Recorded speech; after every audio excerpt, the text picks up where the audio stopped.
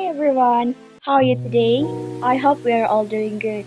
My name is Anjar Susilayati and I will start this discussion with a short introduction about ambiguity followed by a brief explanation. Humans are social beings, which mean they cannot live alone. Humans, as a natural, needs community and interactions in their environment by using language to communicate each other. Communication, both oral and written, is important in human life because it can express ideas, thoughts, feelings, and desires. However, communication can be hampered when speakers tell the ambiguous phrase or sentence that have more than one meaning, or simply called ambiguous. Ambiguity can result in misunderstandings between speakers and listeners in communications, so that people need to avoid this ambiguity. What is ambiguity?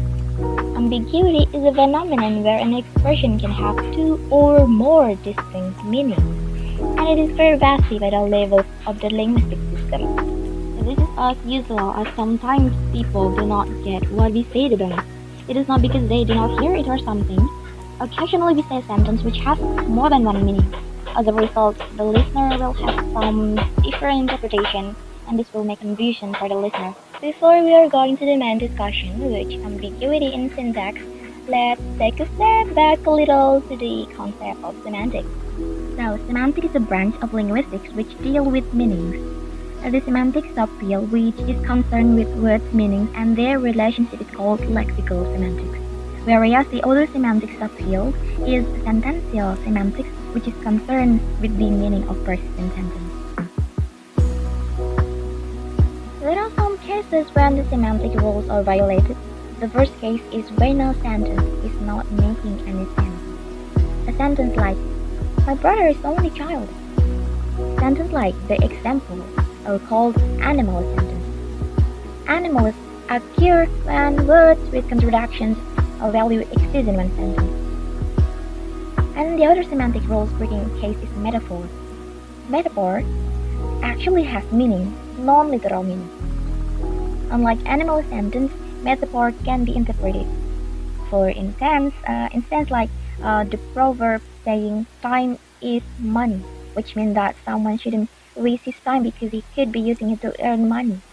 To understand this metaphor, people need to understand both literal meaning and facts about the word. There is a similar case with metaphor, which is breaks the semantic rules, yet it creates some meanings in an unusual way. It is called idiom. In this case, the usual semantic rules for combining meanings do not apply. Idiom sometimes has peculiar word combinations, which creates completely different meanings. For example, the idiom break a leg does not literally mean to break someone's legs. It meaning to wish you a good luck. Semantic relationships such as homonyms, which words with the same pronunciation but their meanings are unlike or completely different. There are two kinds of homonyms, namely homophone and homograph. Homophones are different words with the same pronunciation, like the word male as in human attribute and male as in some letter or information that we usually send to our boss or our lecturers. I don't really sure I pronounced this right, but it's a male and male. On the other hand, homograph or different words with same spelling and pronunciation, like tear, T-E-A-R, as in teardrop, or if you tear something apart. So that, homonyms often create ambiguity.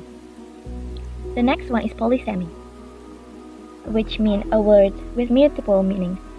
For example, the word man has few meanings. It might an adult female, or a male member of a workforce team, or a husband, as in general human race.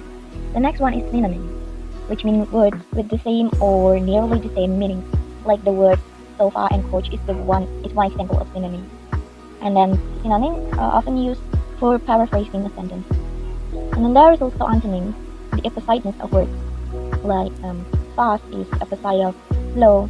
Some kind of antonym are complementary pairs like awake and asleep. And then there is a gradable pairs like big and small, and then a relational opposite like give and receive. The next one is hyponyms, set membership of words like coach, wardrobe, table, bed, wash then, or the hyponym of the furniture. And then the last one is metonym. Words without is used to substitute another word to express the same meaning, like the sentence, "The pen is mightier than the sword," is one well-known example of metonymy. Metonym rather.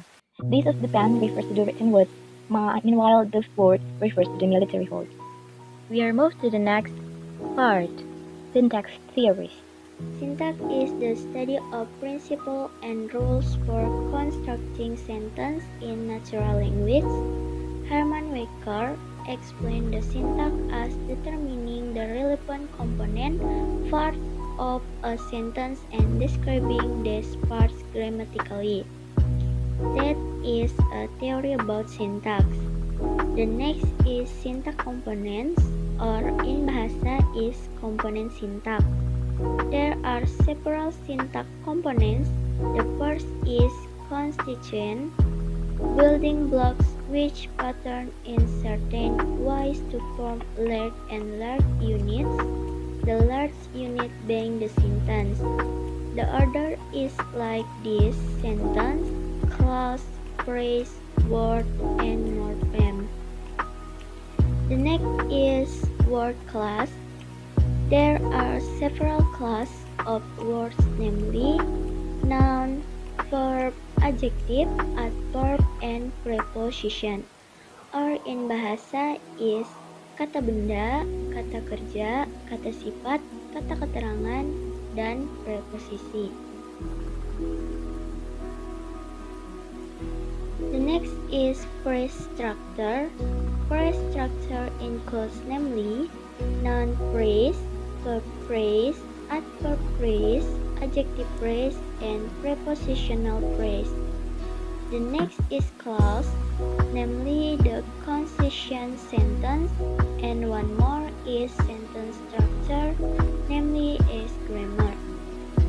Next, I will explain about ambiguity in syntax. Widowson, 1997, states that ambiguous sentences are grammatically well formed but produce two complete different but identical meanings. Jadi, ambigu secara gramatikal dibentuk dengan baik tetapi menghasilkan dua makna yang sama sekali berbeda tetapi sama. For the example is glass. Nah, glass di sini memiliki makna yang lebih dari satu. Bisa bermakna kacamata, bisa jadi bermakna dua gelas. Now it's about structural ambiguity in survey structure by Kreidler. First, constructions containing the coordinators in and or. For example, we'll have bacon or sausage and eggs. It has two meanings.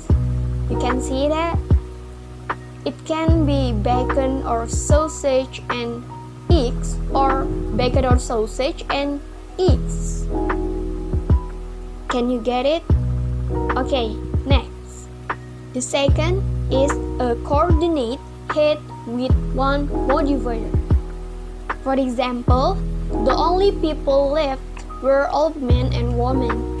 It can be old men and woman or old man and woman. Kalau diartiin, ini kepala koordinat dengan satu pengubah. Jadi di sini kita bisa lihat ada keterangan old man and woman.